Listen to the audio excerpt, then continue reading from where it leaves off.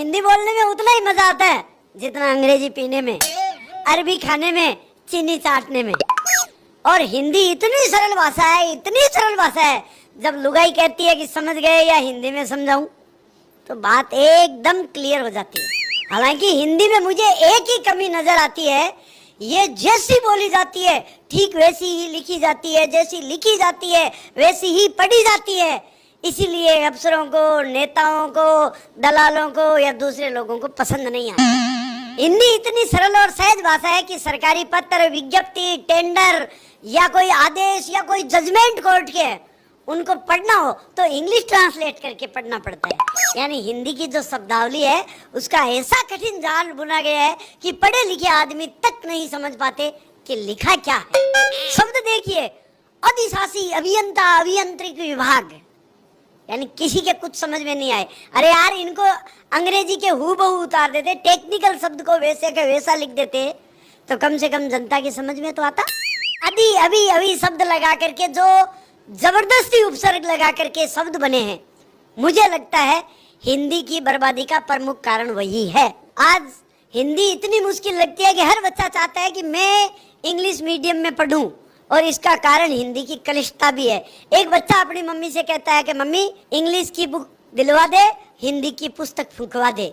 क्यों कहता है, सुनिए। हिंदी थी सूर कबीरा की, रसखान बिहारी मीरा की, तुलसी ने बनाई महारानी, दिनकर ने बनाई जनवाणी, फिर बाद में आए जो ज्ञानी, सबने की हिंदी की हानि। हिंदी के भाषाविद ने ही हिंदी की हत्या की ठानी। इंग्लिश शब्दों का मूर्खों ने, इंग्लिश शब्दों का मूर्खों ने ऐसा हिंदी अनुवाद किया, शब्दों का सत्यानाश किया, फिर मूल अर्थ बर्बाद किया, सब्जेक्ट समझ से दूर किया, आशय को चकनाचूर किया, सहज सरल भाषा शैली को क्लिष्ट क्रूर मजबूर किया, तो पढ़े लिखे तक ना समझे वो अर्थ अनर्थ का करवा दे।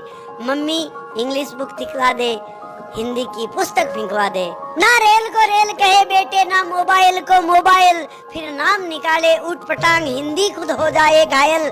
शब्दों के आगे बेमतलब अभी अभी अवशब्द लिखे, संस्कृत मिटी जिनके कारण, वे सब परते उपसर्ग लिखे। इन क्लिष्ट कटीले शब्दों को, इन क्लिष्ट कटीले शब्दों से हिंदी की नैया डुबवा दे। माँ मुझको इंग्लिश बुक दिलवा दे, हिंदी की पुस्तक भिजवा दे। यूं नव शब्द रचे ऐसे ऐसे खुद के भी बाप नहीं समझे, कुछ नव शब्द रचे ऐसे ऐसे खुद के भी बॉस नहीं समझे।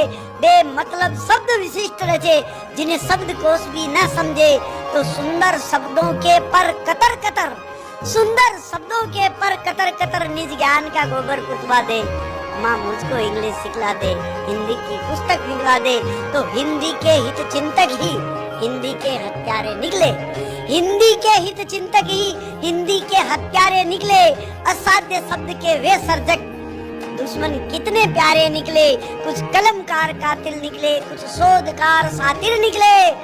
जितने थे ज्ञानी पंडित सब हिंदी के वध खातिर निकले। वो सहज शब्द के दुश्मन हैं, उन्हें ज्ञान पीठ तू दिलवा दे। माँ मुझको इंग्लिश सिखवा दे, हिंदी की पुस्तक भिजवा दे।